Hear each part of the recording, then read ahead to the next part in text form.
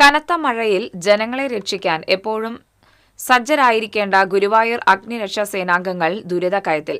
മഴ പെയ്താൽ ഓഫീസിനുള്ളിലേക്ക് വെള്ളം കയറുകയും കെട്ടിടം ഏത് നിമിഷവും ഇടിഞ്ഞു വീഴുമെന്ന ഭീതിയിലുമാണ് അഗ്നിശമന സേന ഓഫീസ് പ്രവർത്തിക്കുന്നത്. അതേസമയം ആധുനിക സൌകര്യങ്ങളോടെ പുതിയ ഓഫീസ് കെട്ടിടം 6 മാസം മുമ്പ് തന്നെ പൂർത്തിയായിട്ടും സാങ്കേതിക കാരണങ്ങളാൽ അവിടേക്ക് മാറാനാകാതെ പഴയ കെട്ടിടത്തിൽ തന്നെ തുടരേണ്ടി വരികയാണ്. ഗുരുവായൂർ തെക്കേനടയിൽ ദേവസ്വം ബാച്ചിലേഴ്സ് ക്വാർട്ടേഴ്സിന് സമീപമാണ് ഗുരുവായൂർ ദേവസ്വം 2 നിലകളുള്ള പുതിയ കെട്ടിടം നിർമ്മിച്ചിരിക്കുന്നത്.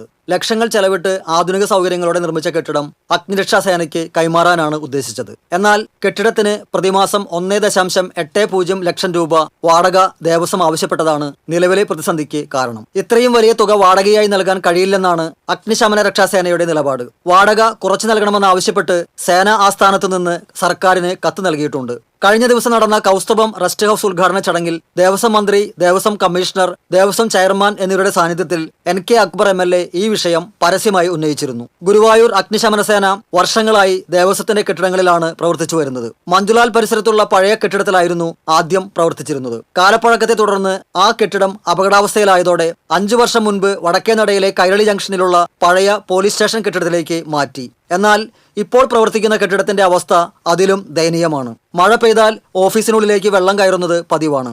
കഴിഞ്ഞ ദിവസം പെയ്ത മഴയിൽ ഓഫീസിലേക്ക് കയറിയ വെള്ളം ഉദ്യോഗസ്ഥർ പമ്പ് ചെയ്ത് കളയുകയാണ് ചെയ്തത്. കെട്ടിടത്തിനകത്തും പുറത്തും വെള്ളം കെട്ടിനിൽക്കുന്നതിനാലും ചോർച്ചയുള്ളതിനാലും ചുമരുകൾ കുതിർന്നിരിക്കുകയാണ്. കെട്ടിടം സൗജന്യമായി ലഭിച്ചതിനാൽ ആവശ്യമായ സൗകര്യങ്ങൾ ആവശ്യപ്പെടാനും അഗ്നിരക്ഷാസേനയ്ക്ക് പ്രയാസമായിരുന്നു. ഈ സാഹചര്യത്തിലാണ് പുതിയ കെട്ടിടം നിർമ്മിക്കാൻ ഗുരുവായൂർ ദേവസ്വം തീരുമാനിച്ചത്. പുതിയ കെട്ടിടത്തിന്റെ നിർമ്മാണവും സ്ഥാപനത്തിന്റെ പേരെഴുത്തും ഉൾപ്പെടെയുള്ള എല്ലാ ജോലികളും പൂർത്തിയാക്കിയിരിക്കുകയാണ്. ഇനി ആവശ്യമായ ഭരണാനുമതികളും ഔപചാരിക നടപടികളും പൂർത്തിയാക്കി ഉദ്ഘാടനം നടന്നാൽ മാത്രമേ അഗ്നിരക്ഷാസേനയ്ക്ക് പുതിയ കെട്ടിടത്തിലേക്ക് മാറാനാകൂ. മഴ ശക്തമാകുന്ന സാഹചര്യത്തിൽ ജനങ്ങളെ രക്ഷിക്കാൻ മുന്നിൽ നിൽക്കുന്ന സേനയെ ആദ്യം ഈ ദുരിതത്തിൽ നിന്ന് രക്ഷിക്കണമെന്ന ആവശ്യം ശക്തമാവുകയാണ്. TCV ഗുരുവായൂർ.